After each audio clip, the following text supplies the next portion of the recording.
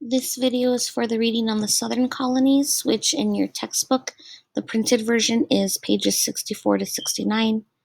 You're going to use that to answer the following questions on the southern colonies.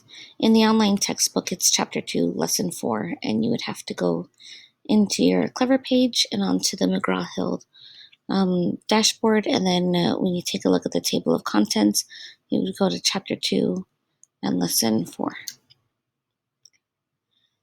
The southern colonies. Early English settlements in Virginia were difficult and took many years to become established, as the following description suggests, but there was potential in the area as the English recognized. Virginia is far from being arrived at that degree of perfection which it is capable of. Not a tenth of the land is yet cultivated, and that which is cultivated is far from being so in the most advantageous manner. It produces, however, considerable quantities of grain and cattle and fruits of many kinds. Virginia and Maryland. The settlement of Jamestown marked the beginning of English colonization in North America, and of the Virginia colony. After its difficult beginnings, Virginia began to grow. The demand for workers was high. It took a great deal of labor to plant, tend, and harvest the tobacco crop on which the colony depended. And there's your answer for the first question. What plant took a lot of labor to plant, tend to, and to harvest?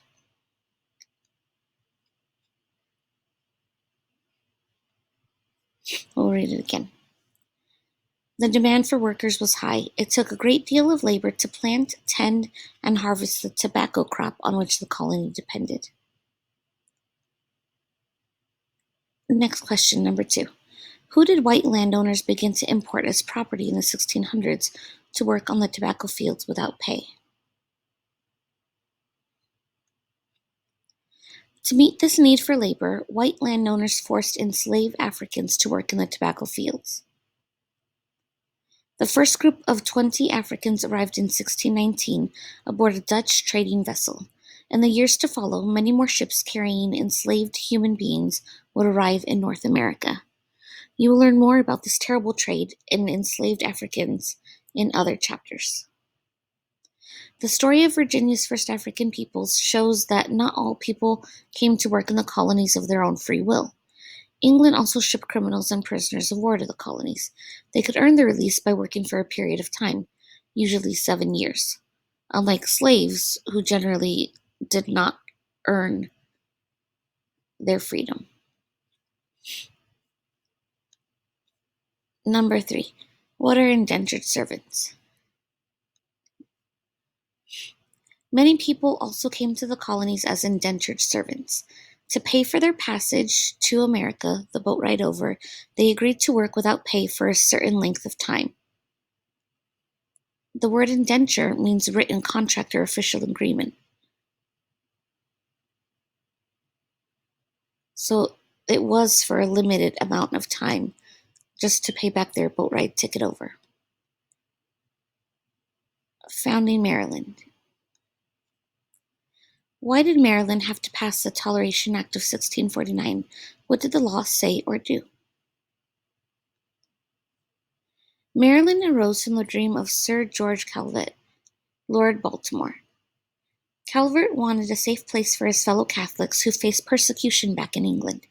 England's King Charles I gave Calvert a proprietary colony north of Virginia. Soon after receiving this grant, Calvert died. His son Cecilius inherited the colony and named it Maryland. Cecilius sent 2 of his brothers to start the colony. They reached America in 1634. Cecilius gave large estates or land grants to English aristocrats. He also granted smaller pieces of land to other settlers. As the number of plantations grew, so did the need for workers. The colony imported indentured servants and enslaved African peoples. For years, the Calvert and Penn families argued over the boundary between Maryland and Pennsylvania. In the 1760s, they hired 2 men named Charles Mason and Jeremiah Dixon to map the boundary between the colonies. This boundary line became known as the Mason-Dixon line. Religion was another source of conflict. The Calverts welcomed Protestants as well as Catholics. Protestant settlers outnumbered the Catholics. To protect Catholics, the colony established the Act of Toleration in 1649. This act ensured that Protestants and Catholics had the right to worship freely. Tensions, however, continued. In 1692, Maryland, now a royal colony, established an official Protestant church. As a result, Catholics faced the same restrictions they had back in England. And we want to take a look at rebellion in Virginia, but also enslaved people in the colonies. In the online textbook, we see the enslaved people in the colonies comes up first. So for number 6, what years did the use of African slaves dramatically increase on the graph? And which region, the North or the South, had more slaves by the year 1710? How do you know? Okay. So we want to take a look at this graph where it says enslaved people in the colonies 1650 to 1710. It says most enslaved African peoples lived in the southern colonies, where they were forced to work on plantations. Colonies in the north had fewer enslaved people, but also profited from the international slave trade of human beings. If you take a look at the map, there's 1650, and you see that the reddish-orange bar is the northern colonies, the yellow bar is the southern colonies, and we're taking a look at by the year on the x-axis and by population of enslaved peoples on the y-axis. So we want to take a look at, for number 6, what years did the use of African peoples dramatically increase? We want to take a look at a sharp increase in the slope. So you can decide what year you would mark that as. And then which region, the North or the South, had more African people as slaves in their colony. So you would take a look at which graph has the highest amount. For number 5, rebellion in Virginia. Why did Nathaniel Bacon lead a rebellion in Virginia? What did those rebellious settlers want?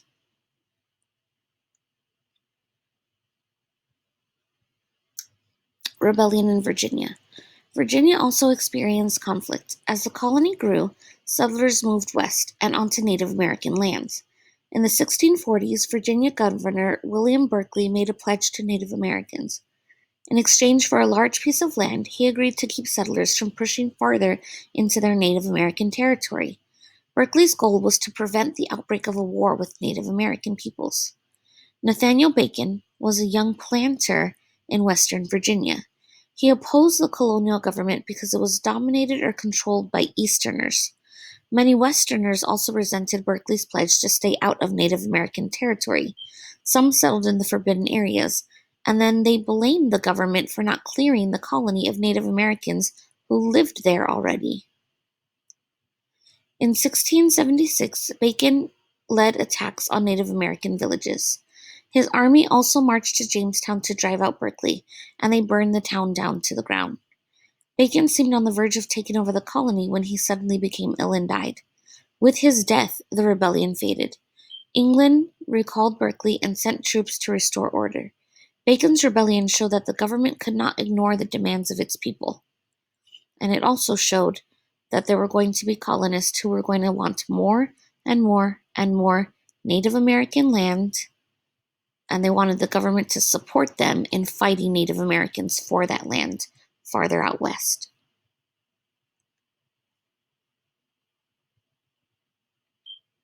Moving on to the Carolinas and then Georgia. Number 8. Why did the use of slave labor increase in Carolina?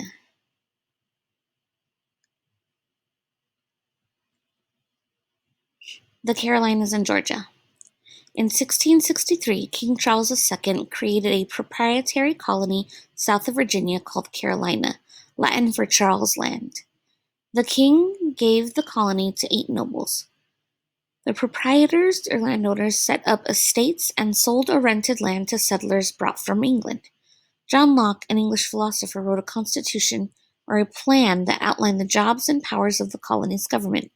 The constitution covered topics such as land divisions and social rank. Locke stated, "Every man has a property in his own person. The labor of his body and the work of his hands are properly his." Hmm. I'm not sure if he included slaves in that. This is a map for the southern colonies. You can see there's Maryland, Virginia, North Carolina, South Carolina, Georgia. The two Carolinas. Carolina did not develop as planned. It split into northern and southern Carolina. Farmers from inland Virginia settled northern Carolina. They grew tobacco and sold timber and tar, which is used for building ships. Northern Carolina lacked a good harbor, so farmers used Virginia's ports. Settlers in southern Carolina took advantage of fertile land and the harbor of Charlestown, later Charleston. Settlements there spread, and trade in deerskin, lumber, and beef thrived. Two crops came to dominate Carolina agriculture. In the 1680s, planters discovered that rice grew well in the wet coastal lowlands. Growing rice required much labor, and the demand for slave labor rose. Another important crop was indigo. A young English woman named Eliza Lucas developed this crop in the 1740s. Indigo, a blue flowering plant, was used to dye cloth. By the early 1700s, Carolina settlers were growing tired of proprietor rule. In 1719, settlers in southern Carolina took control from the proprietors. In 1729, Carolina became two royal colonies, North Carolina and South Carolina. So taking a look at things that required a lot of labor, and these landowners didn't want to pay for labor, so they brought in slaves in order to do things like grow rice or indigo or other cash crops. Georgia. And this is the last question. What did General James Oglethorpe try to outlaw or make illegal in Georgia, and why were Georgia settlers unhappy with this? Georgia, founded in 1733, was the last British colony set up in America.